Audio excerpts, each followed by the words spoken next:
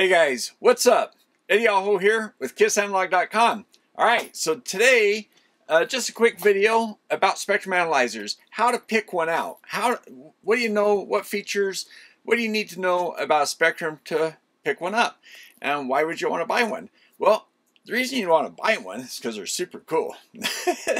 Well, okay, so a lot of people get them for pre-compliance testing, okay? If you're in a big EMI lab somewhere, you've spent probably literally $1 million on your lab, all the equipment and everything, or more, okay? Because you spend just lots of money on, if you're actually doing compliance type testing, they're very expensive.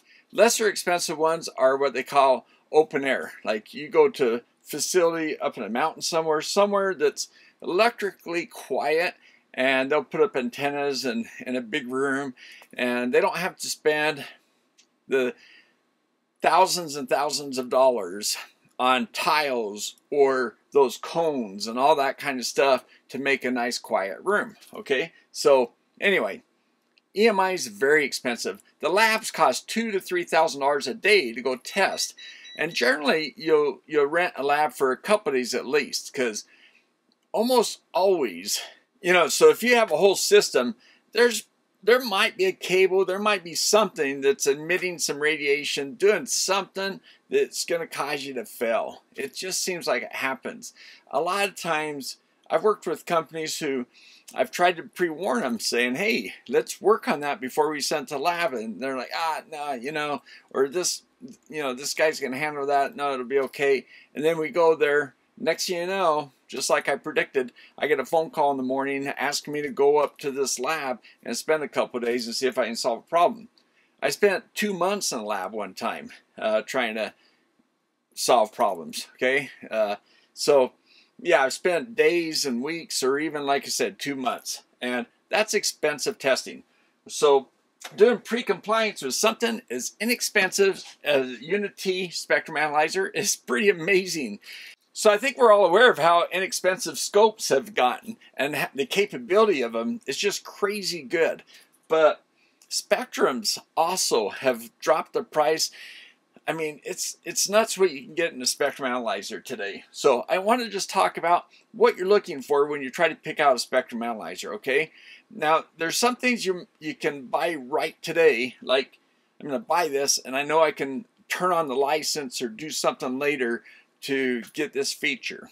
So you want to know if you can get those features, and what features do you want. So I'm going to kind of cover that real quick here, okay? Real quick, honestly. All right, so number one, bandwidth. Just like in an oscilloscope. You want a 70 meg scope, 200 meg scopes, 300 meg even. And as you go faster, like 500 meg and above, that's when the big name brand companies actually come in and can offer you something that some of these other brands probably don't have. Above 500 megahertz, it really does take a lot of engineering, and there's not that many people willing to pay the money. Now, here's the thing. Sometimes the GUIs just aren't, the interface, the software's just not worked out that well. Well, Uni-T, I think they've done a fantastic job. I've been using this behind the scenes quite a bit, guys. I've been doing some work and designing some stuff and doing some things and been using this a lot. And I wish I would have made some more videos showing that, but I thought I had, I don't know why I thought I had time, because I'm amazed that they let me keep it this long. Anyway, so for pre-compliance stuff, they're awesome to have around. And especially for, say, $2,000, which is kind of ridiculously low amount of money for something as nice and useful as this, where it can save you so much money. Okay, so yeah, this model here, let's get to the number one thing, the bandwidth. This guy goes to 2.1 gigahertz. But where does it start? Now, many spectrum analyzers start at 9 kilohertz. That's just a thing, okay? I think it's an interesting thing. I'd like to know why it was 9 kilohertz, not 10 kilohertz. And why this thing stops at 2.1 gigahertz instead of 2 gigahertz. I kind of think it's because if you're going to scan between 10 kilohertz and something and maybe go up to 2 gigahertz, they want to have that extra bandwidth on each end where you get a good solid measurement. that makes the most sense to me. Let me know what you guys think, because I'm really curious about that. I've always wondered about that. Now, the lower frequency bandwidths, I used to use a Hewlett-Packard for that kind of stuff, and that was awesome. Today, the FFT and these lower cost scopes, these other brands, if you go to the name brands, you can't go to the lower tier because they don't give you a really great FFT in those. You have to go to the second or third tier to get the FFTs that compete with, say, a Mixig or GW-NSTEC, okay? Or the Uni-T. I'm going to show you Uni-T scope, same thing. Or even the Sigma that I have sitting behind this. Yeah, 1 megapoints. So when you have 1 megapoints on an FFT, you can do a lot of low frequency stuff. So today, the scopes, the FFT is so powerful that now I used to always wish that my spectrums went down lower, and that's when I would go to this other HP that you guys might know the model number of. It's been around so long that I didn't bother getting one when I started my new lab because that's just too old these days. And the FFTs are kind of doing its place, like I said. So anyway, this guy, the bandwidth. So let's run down the numbers. What are you looking for? Bandwidth, okay? Now, I think what we all know is with more bandwidth, it costs more, okay? Uni-T has 8 models of this, okay? One of them, I think it starts off at like $1,300, and it goes up to like, I think it's under $7,000, like $6,700. I thought I wrote it down. Anyway, somewhere in that price range. It's below $7,000 to like $1,400 for the 8 different models. And what is that? So the more expensive one goes to 8.4 gigahertz, okay? And then they have one, and some of these models overlap, okay? But it depends on some other features like the tracking generator, which I'm going to talk about. So the bandwidth is 8.4, 3.6, 3.2, 2.1, which is what this one is, and 1.5. So those are your different bandwidths, okay? They have a 1000 series and a 3000 series, which this is a 3000. So there's some overlap between that. That's why there's 8 models and, you know, not as many frequencies. So the 1000, I don't believe you can put a tracking generator on. So yeah, cross that off. Don't get that one. Spend a little bit more money, get the one you can get a tracking generator with, okay? Now the more expensive model, that one that I talked about, that comes with the tracking generator. This one, it's $2,000, it's $19.99, but it's another $319, I believe, for the tracking generator. So you want to get it with the tracking generator, okay? Yes, you do want to do that. When you get something like this and the kind of things you're going to do, and I'm going to do one more video. I'm trying to do some quick videos before I have to send it back. And God, it's like, I had all these things in mind. I've got some power supply stuff I was going to build. It's going to take me another week or 2 to get to those videos. And yeah, I don't know. I took advantage of having the time because they didn't really say anything. So yeah, anyway, that was my fault. So unfortunately, I won't be able to do those videos for you, but I am going to do one quickie measurement video for you. I've done maybe 6 to 8 videos already. I think I'm going to put a playlist for spectrum analyzers and put them all in that, okay? So, all right. So anyway, bandwidth. Choose your bandwidth. Whatever you can afford, probably, okay? Now, when you're buying the name brand stuff, you're going to start probably around $15,000 for something like this instead of $2,000. So you can see why this is so exciting that you can get something this cool, okay? Now, here's the thing. Besides the bandwidth, it's the sensitivity. Now, we know that most of these scopes that we get today are 8-bit scopes. My Pico is 12, 14 bits. Amazing. I got an O1 scope that's 12, 14 bit. Amazing. But 8-bit, that's the vertical resolution. That's how many slices you cut up this where your signal goes up. How many digital points can it pick out and read and then draw a line between? Okay, so 8 bits, you only get so many. With these operate differently, okay? So instead of doing over time, voltage value over time, it's frequencies. So it shows you these frequencies, right? And right now we're looking at a 10 gigahertz signal, okay? That's a clock that comes out of the back. So All right, so here's the thing. With these, the way it measures the sensitivity is how low of a dB can you measure? How much negative value can you go? And so in this guy here, we can go down. Now every 20 dB is a 10x difference, right? So you can go down minus 161. That's fantastic. Minus 161. I believe with the 8-bit scopes, it's more like a minus 50 or 60 dBs. Straighten me out on that, guys, what it is. But anyway, it's something like that. I did have someone who felt like the GWN sec up here would do like 12-bit equal type stuff, but I checked with GW and there's like, nah, it's an 8-bit. So anyway, so with 8-bit scopes, you can only zoom in so much. With spectrum analyzers, we're looking at very small signals, right? So we're using RF connectors, which I've done a couple videos on that. RF cables, RF connectors.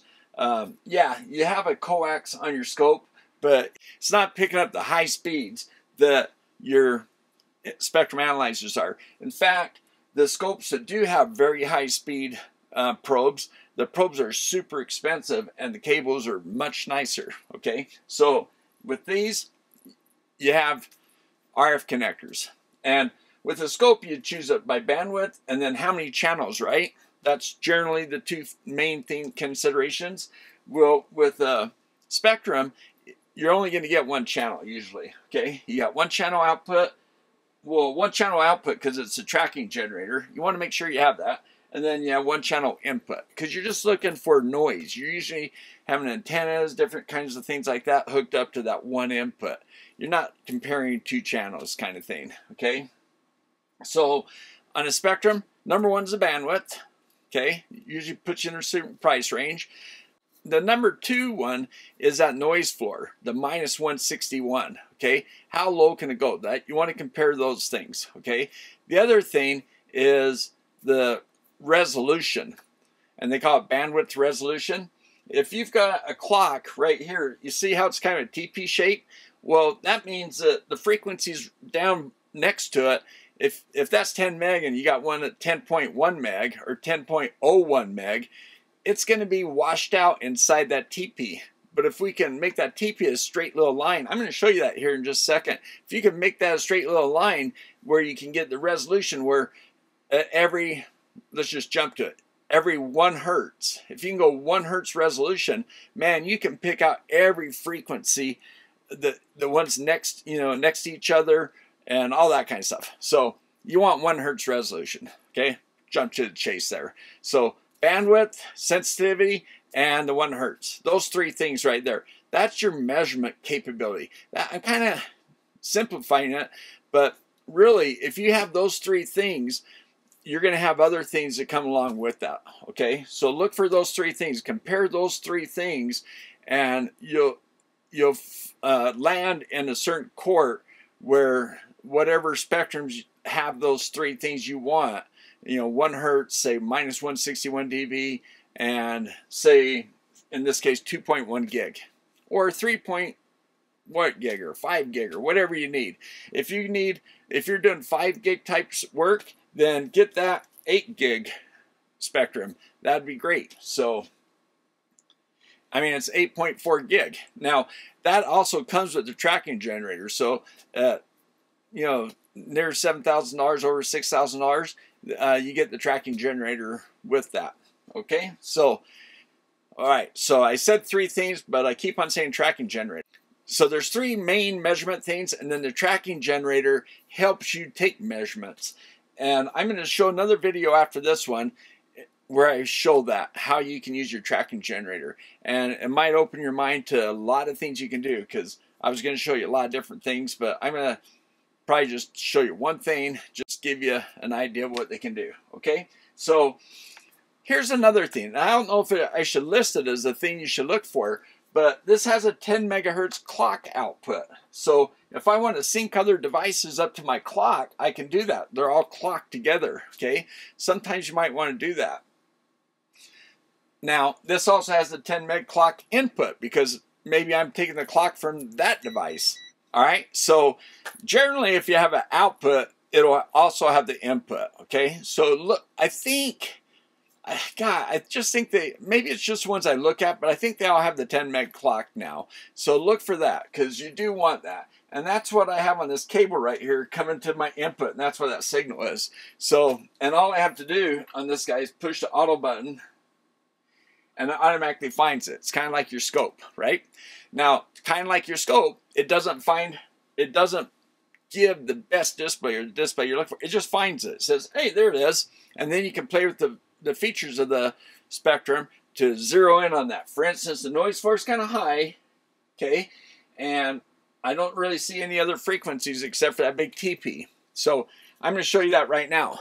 What you can do, hey guys, just want to ask you to subscribe. If you haven't subscribed yet, I hope you will please hit that button down below. It's a free way to support the channel.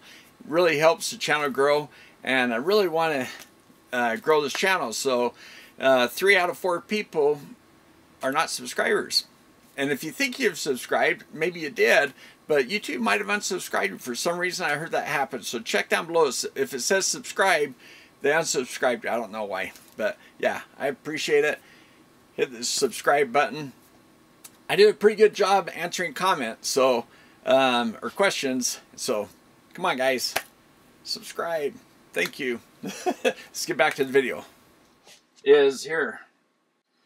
Okay, what you can do here is try and get the glare off. Okay, I'm going to go to this bandwidth button right here. Okay, now these 3 buttons are the main buttons you use. I've shown this in another one, taking your first measurement. So look at that video. But go to bandwidth, and it has autos, but it's right there. And if I just come over to the knob right here and just turn it, I can go from 100 kilohertz. Look at that. Now what it's doing is, this is 1 megahertz. So all the stuff within 1 megahertz, it's taking all that information, adding it together, and coming up with this. That's overall energy or whatever that's inside that bandwidth right there. So now if we narrow it down, okay, now we're 100K, 30K. Look how narrow it's getting. And you might start seeing other things popping up, and you're also seeing the noise floor starting to drop, right? So watch out for that. There you go, 10 kilohertz. See how the noise floor just dropped? I went to 1 kilohertz. Oh, look at that. I see other spikes. And gosh, they look like they're real. It's not just noise. It's not part of the noise floor. It's actual signals.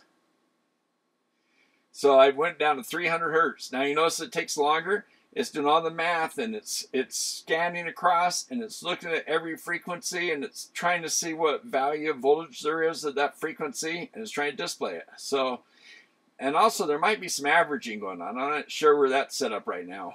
So, okay, there's a 100 hertz. So we can go down to 1 hertz, but you see 100 hertz, we're already seeing some good stuff, right? Now there's also a video bandwidth.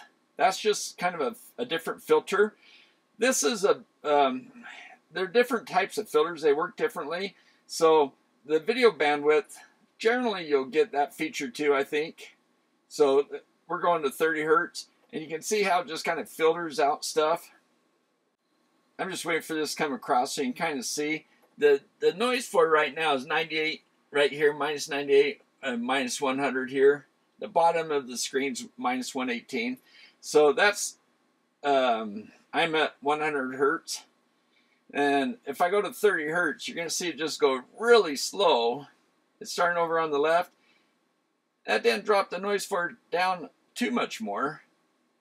But you can see those spikes are definitely signals. That's why you want a low noise floor. You want good sensitivity so you can see the harmonics and things like that coming from your signal. Once you start seeing harmonics, you can figure out what frequency you're looking for. You can find out where it's coming from.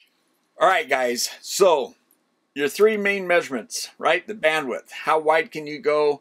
How low will the noise floor go so you can pick out the actual signals in the grass or in the weeds, we call it. And then also the, so that's resolution, bandwidth, and the noise floor. They kind of work together. You saw that, okay? So that's kind of the 3 things that give you a good measurement. And then the other thing is a tracking generator. I'm going to show that in the next video, you know, how you can use a tracking generator, okay? But just believe me, those are really valuable. Back in the old days, it'd be a rack mount thing like that underneath your rack mount spectrum analyzer, and it was all really expensive. But now it's all built in. It's modern day electronics, man. It's made things so much better and easier to do. All right, so let me just look at some prices, okay? Because the thing is, now by the way, this is a 10-inch screen, 10.1-inch screen. It's a touch screen, multi-touch, they call it, because you can do different things on it with your fingers. And I've had touch screens. I like my MixSig. I think it works really well. I've used some expensive name brand stuff, which I mean, what, you know, anyway, you get used to them. But right out of the gate, I like the MixSig. And this Uni-T, right out of the gate, I like that. And who knows, maybe I'm just getting more used to touch screens. So, okay, so the reference clock, I pointed that out, internal and external, input and output. And a dust filter on the fan, by the way. So because it's such a nice instrument, you want to make sure that it doesn't overheat, because your measurements get thrown off if temperatures start going up. You can actually clean the filter. Like, that's pretty nice. I wish they would do that with the scopes too, right? Especially a scope $600 and above, or $1,000 and above. Anyway, I think that's a really neat thing. And you know what? It does have that 3.5mm jack for your headphones and a speaker right next to it, as well as 3 USB output ports. So that's super nice. Yeah, for audio type stuff, those are useful, okay? All right, so I guess what I'm getting to is there are niceties, you know, the way the GUI works and the button interface and all that stuff. And this, I really like this Uni-T. I compared it to a Signet. I couldn't get a Signet, so I just kind of compared it to what the manual showed and how you do things. And this just seems so much nicer. It's like, I just like the menus, and you can use the full screen, get rid of the menus. So yeah, the full 10-inch screen's really nice. And the save, you know, how you save waveforms, all that kind of stuff. It's just so easy and so nice to use. All right, so here's the thing. What's super important though, besides all the niceties and the GUI and the interface and all the extra little options, those 3 measurement things, a tracking generator, those things you want to look for. The other things, you want to make sure that in the future you can buy these software add-ons, okay? There's software options that are very important. You might want to get the EMI compliance one, where you can, it shows you some special windows that helps you with EMI stuff. And that's, you know, for the, what, 300 and, let me see what that costs. $439, okay? $439. For the time it's going to save you, that's worth it. So once you realize, like, okay, yeah, I'm getting serious about the EMI stuff, I'm going to spend the $439 and get the license. And I think, I'm not sure, but when you buy it, it might come with it turned on, and it gives you a certain amount of time to try them all out before it runs out. Or, yeah, I'm not sure how that works. So check with your sales guy, you know, check with Uni-T on how that works. But anyway, so, okay, so the EMI software upgrade, that's always an important one. Another one that's really common, and between vendors, they have similar names for these things. They call it advanced diagnostics or advanced math. And that one, I feel like, is a really important one just to get, because of all the cool things it gives you. And so even if you don't get the EMI one, I'd almost say get that one first. And that one is $379. So I don't know. I mean, I like it. So that's one. And then there's an analog D-Mod one, and that's usually around $319. And then there's a digital D-Mod, which is kind of funny because it costs the most. It's $575. So yeah, so those are the software upgrades you can get. And with the other companies, I noticed they're about the, you know, they have similar names. And with the Signet, you know, if I compare this to the Signet stuff, just to kind of give you a comparison, I compared it to Rygo too, but I think Rygo's a little bit higher price range. Rygo's interface seems more like the Uni-T. Signets look not quite as nice, and I think it's an older spectrum, so maybe that's why. And who knows? I haven't used them, like I said, but looking at the Rygo, it looks like it operates a lot like real similar to this one. But look at those costs for those add-ons. If you add up all the add-ons Siglant, I think the add-ons cost a little bit more than Uni-T's. So kind of shows you that Uni-T is doing a good job on their prices. Now there's another thing that's really common that people buy is a utility kit, they call it. And pretty much like I say, everybody calls them the same similar thing. But it's $279. And their price is similar to, say, Siglant's. But if you look at what you get in it, besides getting some RF connectors and some cables, you also get 2 antennas. With the Siglant, you don't get that. So that's pretty neat. I think it's cool that Uni-T gives you a couple antennas. So yeah, so it's a nice utility feature. It's just something to get you going with your scope. Now I bought mine through Amazon. Maybe they're not as good quality, I don't know, but I tested them and they seem like they work. I did find one bad one though, so I gotta admit, out of the kit I had a bad connector, an end connector. I don't know what was wrong, it just was kind of funny. So but I gained the connectors together, do different things, and when I do the input output signal using the tracking generator, that's good use for a tracking generator, is I see that my signal doesn't get changed. So that must mean they're good. They're invisible, right? So they're good. All right, so utility kit, $279. The near field probe kit, that's like those little antennas. I bought some on Amazon for I think 25 bucks, 30 bucks maybe. So really inexpensive. Their kit is $429, which, you know, they're more durable and they come with a nice case and stuff like that. But yeah, it's, you know, it's just one of those things where, like, the name brand stuff's pretty expensive. They might be, I don't know, twice that much or something. I don't know. They're kind of expensive, but yeah, you see them all day for around $300 or $400, but you can find the cheapy ones on Amazon, and I've used them and they work. Some of them are. I'm going to do a video on those to kind of show you the pros and cons of those, but there's some cons, but you can fix them with the soldering iron. And then there's a carry bag, okay? The carry bag, they only charge $65. That's a pretty fair price, I think. Now, like, just out of comparison, Siglant's like 145 bucks. So come on, Siglant. How come 145 bucks? That seems kind of pricey. But 65 bucks, that seems like, you know, a fair price to put it in to kind of keep it safe. Especially if you're going to go mobile with it, you know, you're going to take it somewhere with you. So if not going to keep it on the bench, if you're going to put it somewhere and store it clean, put it in the box it came in, right? That's a cheap way to do it. Or put it back. So 45 bucks, pretty cheap. But there you go, guys. And usually those bags, they have pockets where you can put your cables and some of your connectors. All right, guys. Hope you found this valuable. And 2 thumbs up to Uni-T for sending this out to me. I really appreciate it. And 2 big thumbs up to my Patreons. And 2 big thumbs up to my members of the channel. And I got a team member. 2 big thumbs up to that guy. And thanks a lot. And oh, and I've got a couple of people that hit the super thank you button a week ago, I think. So yeah, there you go, guys. 2 thumbs up. Hey guys, if you haven't subscribed, please do so. Okay, 2 big thumbs up to you. Yeah, just helps the channel a lot. It's a free way to support the channel, so really appreciate it. And hey guys, I hope this was helpful. We'll catch you next time.